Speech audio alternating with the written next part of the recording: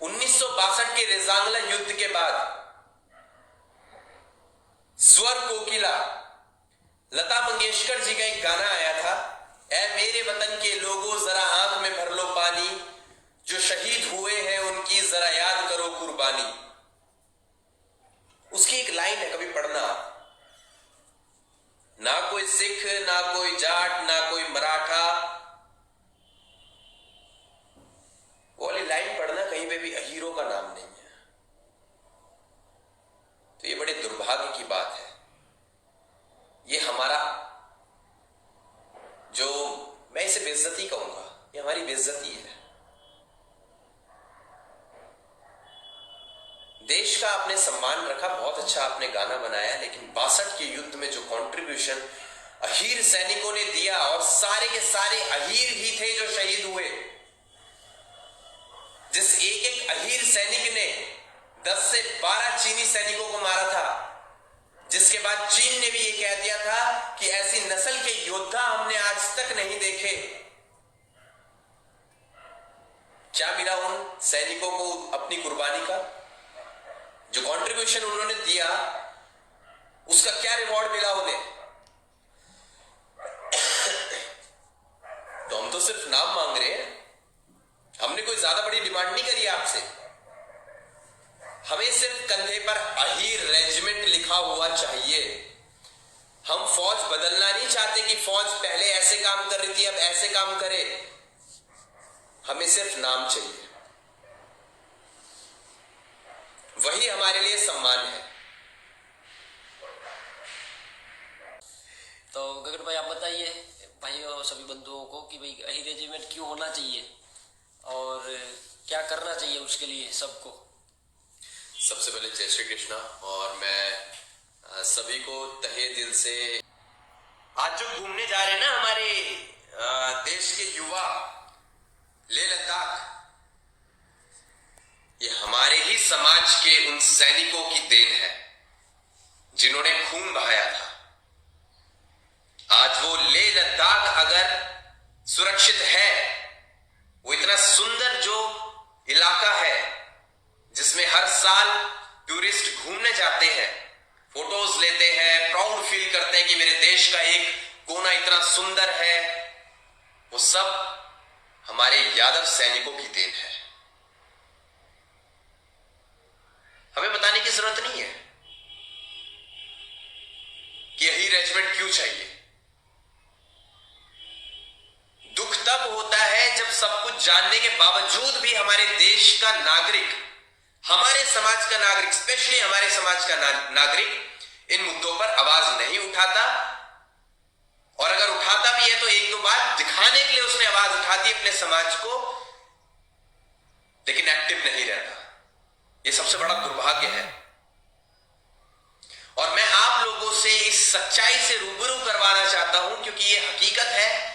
आप लोग जान जाएं, जितनी जल्दी आपको समझ आ गया उतना बढ़िया है। नहीं तो चुनाव आ रहे हैं 2024 में, सेंट्रल इलेक्शन सॉरी 2024 के सेंट्रल इलेक्शन तक एक डेड लाइन मैं आपको दे रहा हूं, और मैं हवा में बातें नहीं करता हूं। अगर इस डेडलाइन तक आप लोगों ने अपनी रेजिमेंट बनवा ली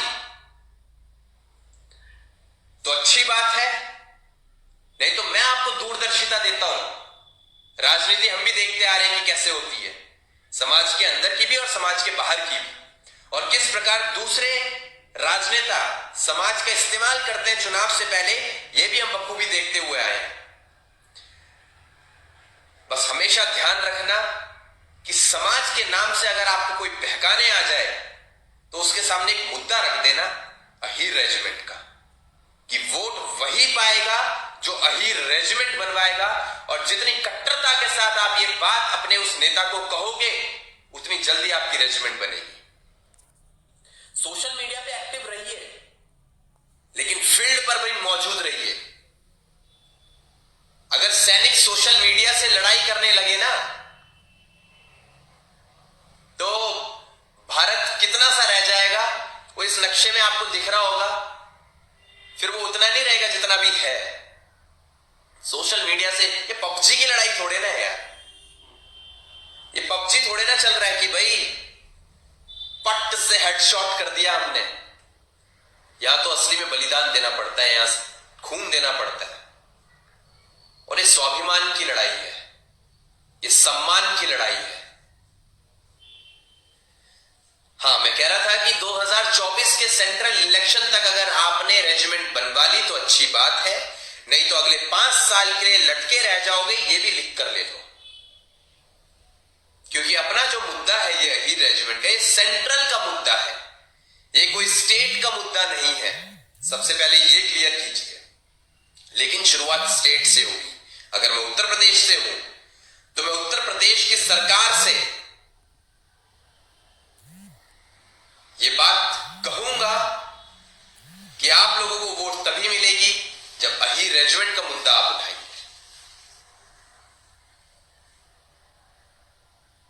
हम बच्चे थोड़े ना है कि आपको लॉलीपॉप दे दी और लॉलीपॉप चूसने के बाद आप मान गए हाँ हमारे नेता ने कह दिया कि बन जाएगी। अब नहीं चलने वाली गोली। बहुत दे दी हमें गोली और बहुत चूस ली हमने लॉलीपॉप। अब ना तो हम चूसेंगे लॉलीपॉप, ना ही अपने समाज को ये लॉलीपॉप चूसने देंगे। मतलब ये गोली कोई आपको अब नहीं देगा। सीधी बात रखो अपनी कि हमारा ये हल अगर आप सुलझा सकते हो तो हमारे पास आना, नहीं तो देश का एक एक यादव अब संगठित हो चुका है और जो बचा हुआ है वो संगठित हो जाएगा।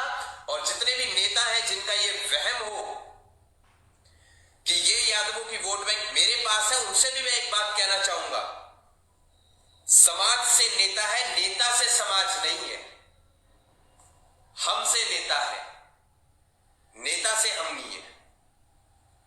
और जब समाज की बात आती है तो उस नेता को भी मैं कहना चाहता हूं कि सबसे पहले अपने समाज के लिए खड़ा हो जाए। हम कोई अननेसेसरली किसी गलत मुद्दों पे खड़ा नहीं करवा रहे हैं। ये अहीर रेजिमेंट का जो मुद्दा है, अपने सैनिक भेज रहे हैं शहीद होने के लिए। बताओ कौन सी ऐसी बिरादरी है जो अपने सैनिकों को शहीद होने के लिए भेज रही हो? हम तो बोल के भेज रहे हैं। अपना हक क्यों मांग रहे हैं? क्योंकि फौज में आज भी जिस संख्या में अहीर सैनिक मौजूद हैं, मुझे नहीं लगता कि उससे ज्यादा सैनिक किसी और जाति के होंगे। One of the largest community of India is Ahir community, Yadav community. 18% हम हैं। 25-26 करोड़ कहा जाता है पूरे भारत की पॉपुलेशन का।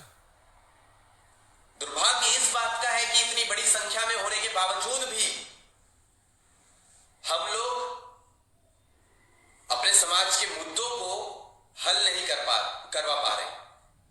और ऐसा सिर्फ इसलिए हो रहा है क्योंकि हम लोग संगठित नहीं है। संगठित होना बहुत जरूरी है, ना सिर्फ इस मुद्दे के लिए, मैं बार बार कहूंगा, ना सिर्फ इस मुद्दे के लिए, लेकिन भविष्य में जितने भी समाज के मुद्दे आएंगे उनके लिए संगठित होना बहुत जरूरी है। हर घर के बाहर अहीर रेजिमेंट हक हमारा, ये एक सम्मान के साथ एक स्टिकर लगा लो आप हर घर के बाहर, कि जब चुनाव आपके राज्य में हो तो नेता जब आपके घर के बाहर से गुजरे तो उसे पता चले कि इस घर में कौन रहता है और उसकी मांग क्या है। यह पता होना चाहिए। पोलियो ड्रॉप देने आते हैं ना बचपन में कि भाई इस घर के बाहर चौक से लिख के चले जाते हैं, वो ये स्टिकर लगा के चले जाते हैं कि हम लोग यहां से सर्वे करके चले गए, कोई बच्चा नहीं है यहाँ पे, अगर बच्चा है यहाँ पे तो उसे हमने पोलियो ड्रॉप पिला दी। ऐसे ही अपने घर के बाहर एक स्टिकर लगा दो कि वोट वही पाएगा जो अहीर रेजिमेंट बनवाएगा। हर यादव का एक ही लक्ष्य, एक ही नारा कंधे पर हो